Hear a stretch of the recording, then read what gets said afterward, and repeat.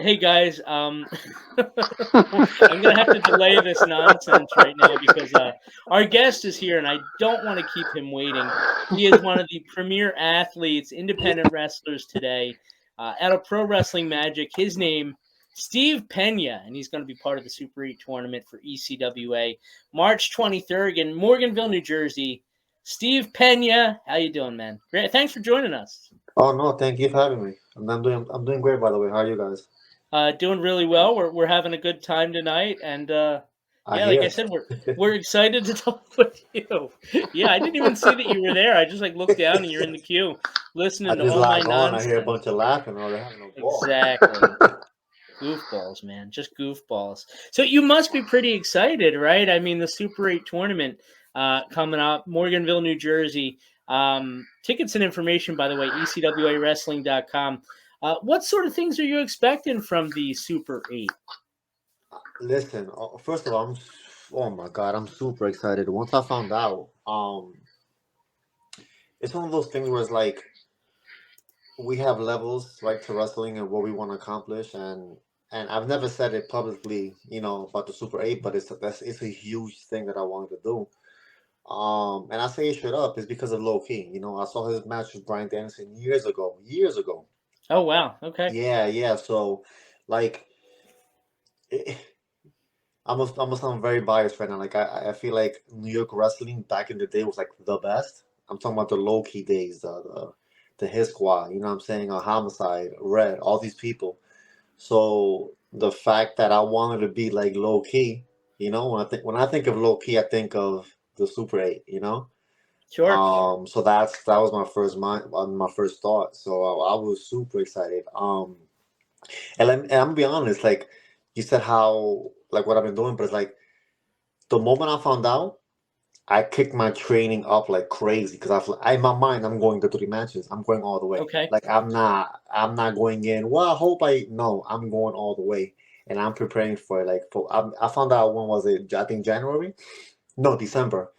And ever since, like my training has been crazy just to prepare for those 3 matches. Cause I'm not gonna go home with wrestling less than 3 matches. That's incredible, and best of luck with it. So Thank you you. mentioned the low key thing. Obviously, this is really personal for you. Did you kind of grow up familiar with the Super 8 tournament? Is that something that you always kind of wanted, or more recent? I wouldn't say recent, but I didn't grow up with it either. Okay. Obviously, as a child, all I watched was WWE, and I think it was in '08 I went to Final Battle 2008 at Hammerstein, and that's what introduced me to like wrestling outside of you know mainstream TV television. And that's what made me watch, Noah. Me watching Noah, I started watching indie wrestling, like Jersey All Pro, stuff like that. And like I said, when you see low key, what do you think? At least with me, when I looked up low key, I saw the Super 8. And that's what made me follow the Super 8 and how important it was. I mean, Okay. important it is. Um, so yeah, but I wouldn't say like I grew up on it, but it's been on my mind for years. Like I said, I never said it publicly that I want to do it, but God forbid I can't wrestle anymore tomorrow. One of my biggest regrets will not be wrestling in the Super 8. You know what I mean? Sure. Mm. Sure. And to stay on the low key thing for a second, what was it about him in particular that kind of made you want to emulate him? Oh, because I feel like New York wrestling, especially back then, was very different. I feel like Hmm. everything they did in the ring, you believed it. You didn't think, oh well, it was fake. No, no, no, no. Everything they did was real. Like it's you see storylines now on TV, you be like, oh my gosh, like what's the line between? No, when you see guys like Homicide and Low Key, like let's say Mav, like Russell, you legit believe from the moment they come out to the moment they go back, like that's really them, and what they do in the ring is completely real. So that kind of got me. Okay, cool. So as we kind of move toward the Super 8 tournament, and I'm not sure how familiar you are with its past. I know you said like a little bit through like the low key stuff and everything, but it's been a huge platform for people to kind of establish themselves on the independent scene and many times go on to like really big things in the industry. Yeah. Has it occurred to you what kind of an opportunity this could be? Oh, absolutely, Okay. absolutely. I follow like I was following it deeply. I think from like 16 to like the pandemic. Okay. So I knew the people that were in it and what they done after, let alone the winner. You know what I mean? I know the pandemic kind of killed it a little bit, but it's like last year. Who wasn't last year? Darius, right? Last year was Joey Ace. Darius was 2 Yeah, years ago. yeah. Yeah. Okay, okay. Well, you see people like that, and it's like, okay, like Yeah. this is not no BS, tournament. Like I'm not saying it's picking back up, but this is the energy that I wanted of it. You know what I mean? Like whoever wins it is earned. It's you can't BS around it. Like you earned it. You know what I mean? Oh, sure, for sure. Yeah. Have you gotten to that point where it's like kind of a pinch me moment? Like, is it surreal for you ever? With the Super 8, Yeah. it'll hit me once I get there. Okay. I feel like it's Okay. once I get there, it'll hit me. But it has. Like I try to think. Like there was a moment. And I'm very transparent with myself. Like I was at a very negative state of mind. I think around Christmas time or maybe after Christmas. And the thought of you have to Super 8 snapped me right out of it. Yeah. So that's how important it is to me, No, absolutely, Yeah. absolutely. Now again, because of the Super 8, I think a lot of fans are going to get exposed to a lot of different styles and different wrestlers that maybe they're not as familiar with. For people who don't know Steve Pena, tell us a little bit about yourself.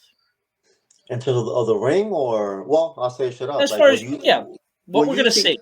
what you see in the ring is how I am outside. Like I don't put up a front, and I hate to say it, but it's the truth. I don't believe in gimmicks, especially for me. Just for me, this is just my mindset. I'm a big like Japanese wrestling fan. How the art of what happens in the ring is what matters the most, and not what comes out through here. Mm-hmm. Um. So what they will see, they will listen, and you can ask Darius. I don't know if you're gonna have Darius later on or whatever. Um, what you see is what you get. When I'm in the ring, you're gonna feel it. What you see, you know what I mean. It's real. I don't hold back. I really do consider myself one of the top technical wrestlers who is not signed right now. I do hit hard. I'm snug. They're in for a show, and let me tell you, I don't know the past years what the fans seen in ECWA, but when I step in the ring, they will see the difference.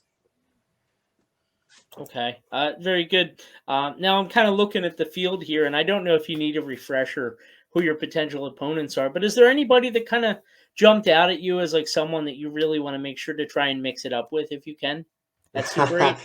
Honestly, all of them, but I could Okay. say me and Darius have like this romantic freaking rivalry for years, right? Like Okay. I don't know if you guys and I'll plug it right now. Like I wrestled him last year at Battle Club, which was at that time was my favorite match ever. And if you guys could go watch it, please go watch it. It's on Title Match. It happened last January for Battle Club Pro. Now that match was special because, for first of all, it was one of my favorite matches. Second, this is a shoot. Darius legit knocked me out like about 5 minutes in. I was gone, and if you watch, Okay. you could see it. And he knew it. He knew it. He knocked me out outside, kicked me. My head went straight to the ground. No mat. I was gone for a few seconds, so I had to finish the match. Not only I finished it, Wow. but I won the match. Right, and I understand. We went, I think, like 15 more minutes. So it's like a personal mark on me. Like I'm very proud of that. But we killed it. Hmm. We wrestled again a few months ago. I think it was October, and Magic. Another show. See, there was another banger. I know people say, "Oh, we stole the show." No, go to IWTV, watch it, and you let me know what you think. And I promise you're gonna be astounded. So I feel like, as much as I want to wrestle everyone, give me 8, 7 matches. Let me wrestle everybody. But I feel like it comes full circle with Darius. You know what I mean? Oh, sure. And Yeah. ECWA is really lucky. Darius is certainly one of them. But there were certain wrestlers where they always seem to bring out the best in you, no matter how bad you're feeling or how down you are or whatever. From what I've seen, what I've observed, and people that I've talked with, Darius Carter is one of those people. He brings out the best in you. I can only imagine what a match between the two of you at Super 8 would look like. You know what it is? I feel like pro wrestling brings out it exposes the realness out of you, right? Like I smack the dog shit out of your face, right? You got two choices. You can leave the ring, or you Yeah. can hit me back harder. You know what I mean? And Darius gives you that choice. Like I'm gonna hit you. You have to hit me back. If not, then you will be exposed. You know what I mean? So I feel like pro wrestling is extremely hard, and we're all tough. But how tough are you? You know?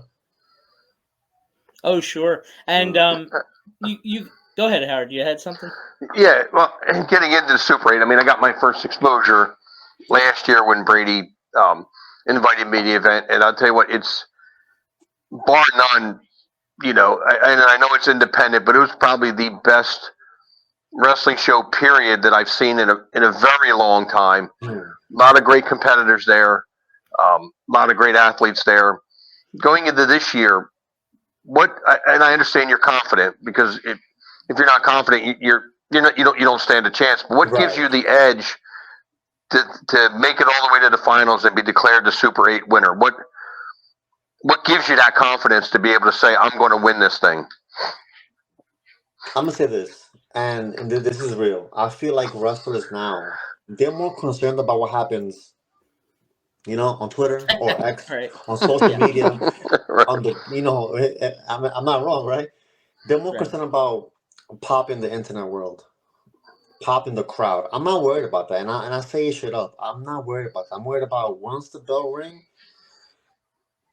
from start to finish. Once that second bell rings, I'm the one standing. Like it's straight up. Like people, I can't assume how the others feel. But I'm gonna assume that they're excited to be in it and to get the exposure, but they're worried about more what's gonna come after it, without being concerned of, no, you have to get through everybody to win. Just because you're in it doesn't mean nothing. Honestly, like you have to get through it to win. You might lose the first round in freaking 1 minute. And that's what I bring. I'm like, no, no, no. I'm a professional wrestler first. If you want to be entertained, watch somebody else, or you want to see somebody smack the dog shot at somebody, watch Steve Pena. You know. Mm-hmm. Mm-hmm. So Okay. that's why I'm so confident. Like I'm here to win. I'm here to fight. If the internet cloud comes after, then God bless me. If not, so be it. I know I won. What sort of things can we expect from Steve Pena? Let's say the next 5 to 10 years, assuming Uh, that everything goes great on March 23rd. Listen. I want to wrestle the best. Like, and Okay. people tell me, "Oh, what's your goal?" My goal is to wrestle the best. Like, I can honestly say that WWE is not my goal. It was for a while, but it's not anymore. I feel like Okay. it's funny, but this is how I explain myself. I'm like a huge Karen when it comes to professional wrestling. I try to protect it as much as I possibly can. Okay. This is my art form, right? Like that ring is my canvas. Let me paint my picture. You cannot tell me what to paint. I'm gonna express the way I want to be. I want to express myself, how I want to Mm-hmm. fight, how I want to wrestle. So yeah, that WWE is not my goal. If they come calling, of course I have a goal, right? But it's not my goal. My goal is, like I said, I'm a huge Japanese, wrestling fan. I just want to wrestle the best. If this tournament, if this win skyrockets me to wrestle the best, which is my mindset right now, then so be it. Oh, it sounds Yeah. sounds like quite a plan. And honestly, you're really in tune with yourself and what you want, which is a really great thing. I want to wish you nothing but the best. So for people who maybe are on the fence about coming out to Super 8, uh, what can they expect?